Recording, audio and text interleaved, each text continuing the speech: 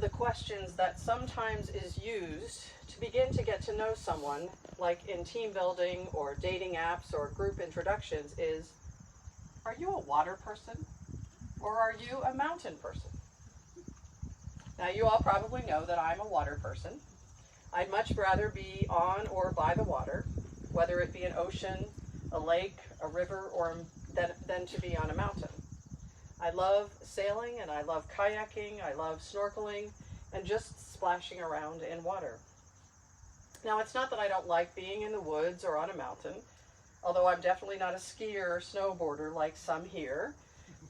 I just prefer water. I think my preference is because family vacations were either spent on the coast of Maine or the coast of New Jersey.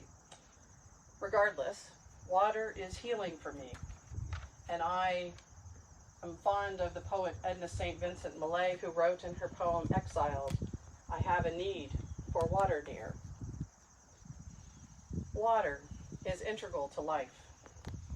About 71% of the Earth's surface is covered with water, and the oceans hold about 96.5% of all the Earth's water.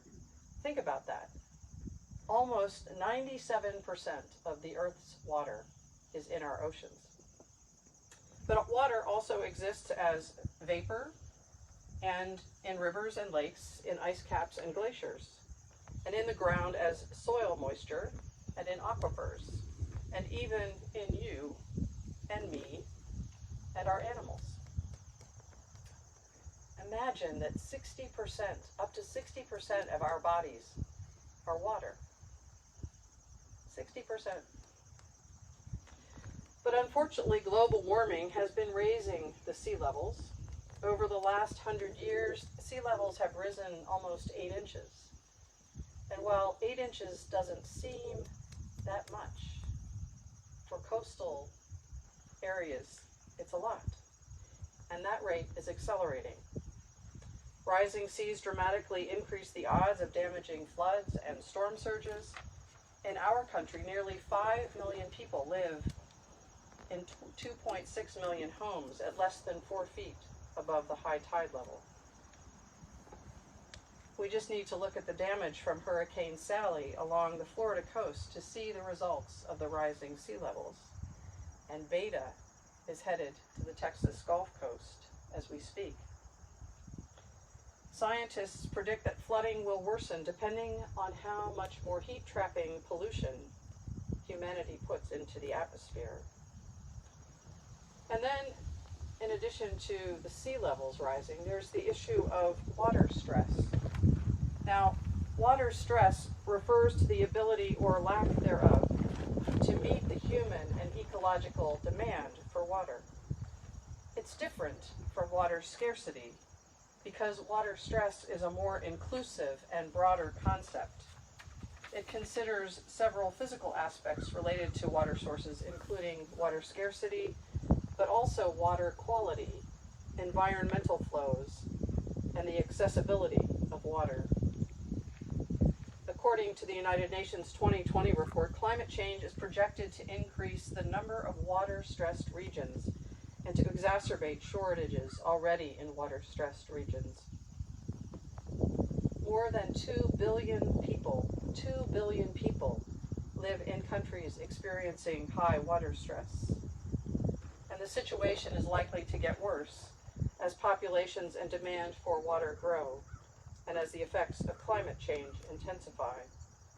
In 20 years, 2040, it is estimated that 1 in 4 of the world's children under 18, 1 in 4, over 600 million in all, will be living in areas of extremely high water stress.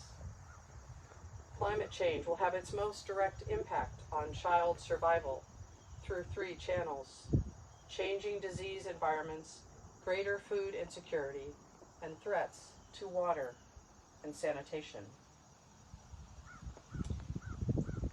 When I was in seminary in 2008, I traveled on a mission trip to South Africa.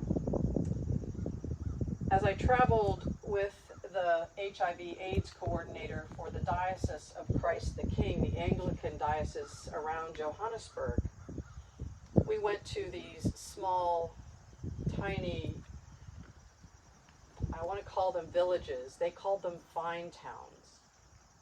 It was Vinetown, actually, the name of the town that we went to, which was basically structures of corrugated tin and concrete blocks and dirt floors that families lived in. And as we drove to Vinetown, we saw through the fields grandmothers with, they looked like blankets around their midsection, and on their backs were babies. They were carrying the babies of their daughters, the mothers of these babies who had died because of AIDS, my friend told me. And they were carrying, these grandmothers, besides the babies, they were carrying plastic containers, and they walked for miles to the water source to be able to fill those containers to bring back to their homes. Every day they did that, because water was scarce and not available in their community.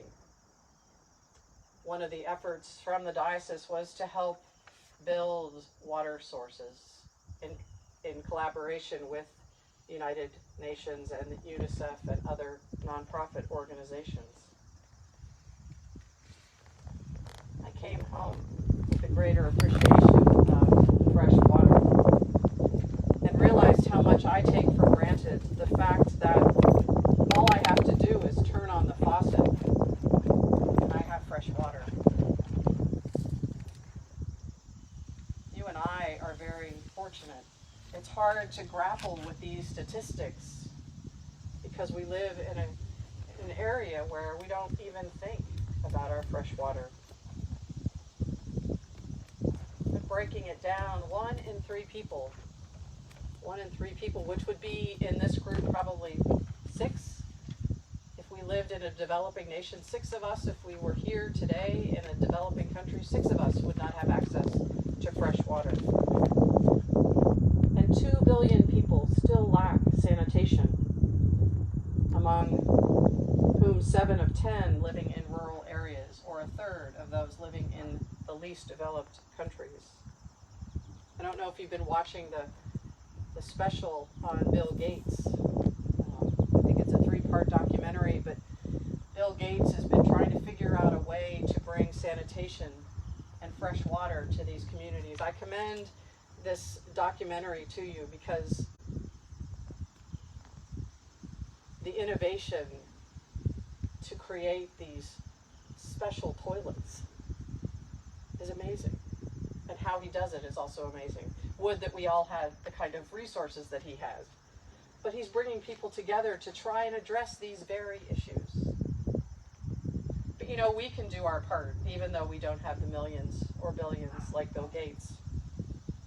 We can do some simple things, like not let the water keep running when we're brushing our teeth or when we're rinsing our dishes. We can turn it off and pile things up and then rinse things. It seems simple.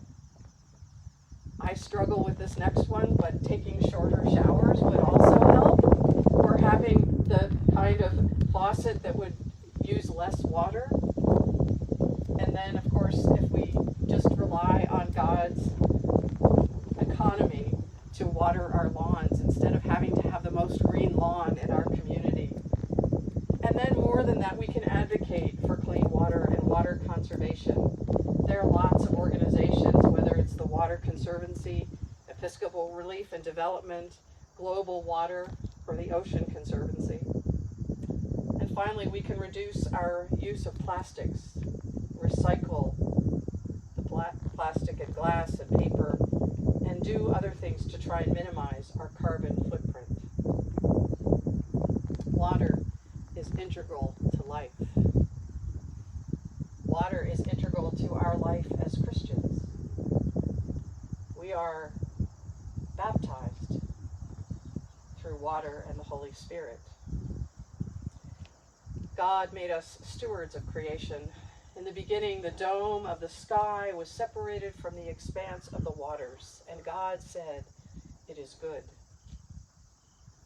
May we be committed to conserving water throughout the globe for the future of the planet, and more importantly, the future of humanity, especially children.